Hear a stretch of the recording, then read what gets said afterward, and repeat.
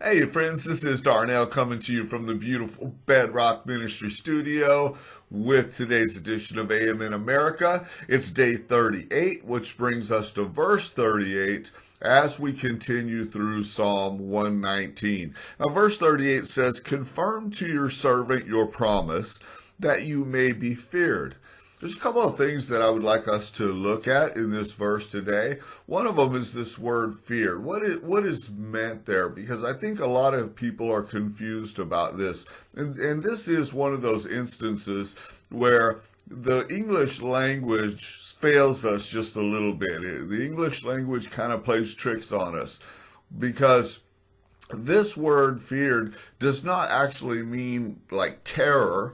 It doesn't. God doesn't want us to be afraid of Him. We know this to be true because one of the things that you learn if you walk with the Lord for any time at all, and if you spend time in the Word, is that God does not contradict Himself. He doesn't say one thing at one point in the Bible and another in another point, and just completely confuse us and contradict us. How does God feel about fear? Well, clearly, 365 times.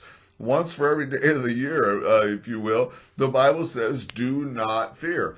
God was over and over, Old Testament and New, telling people, take courage, be courageous, do not fear.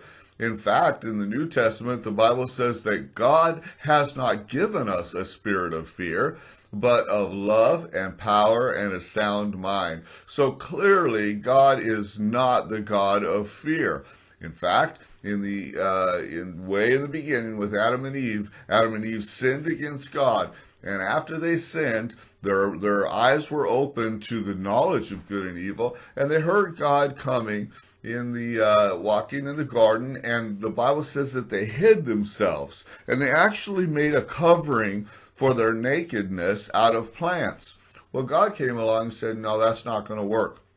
And He removed the covering of plants and He covered them with the skin of an animal. Well, in order to cover them with the skin of an animal, first an animal would have to be killed. And all of that represented the fact that man cannot cover his sin with his own good works, or he can't buy God somehow.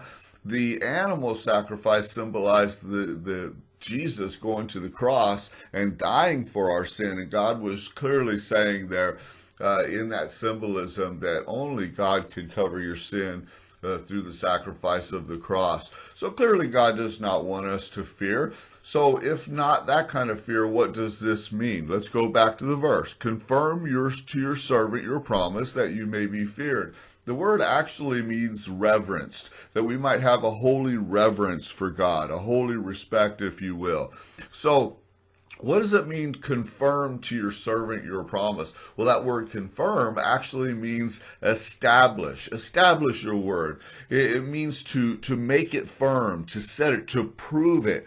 You know, one thing I love about God is, although He does call us to faith, although He does call us sometimes to believe Him at His word, even when the circumstances and our eyes and our ears and our senses tell us something different, we're to believe the word. He calls us to that kind of faith. But at the same time, make no mistake, my friends, God proves Himself over and over and over again. In fact, the Bible teaches that in the final judgment, no one will have an excuse for rejecting God, because not only, even if they haven't heard the gospel message, because God proves Himself by putting the conscience of God, if you will, in the very soul of man. Every man has a conscience.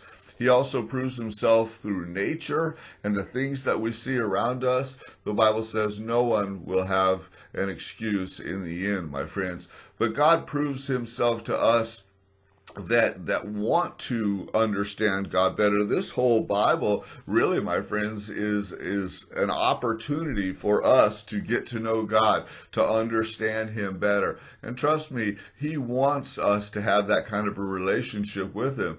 The problem or the question is not whether God can or will prove himself. The question is whether we want God to prove himself. You know, the Bible says that, teaches that a lot of people just shy away or shrink away from any opportunity to come to God and come to the light. Why? Because of the love of their own sin.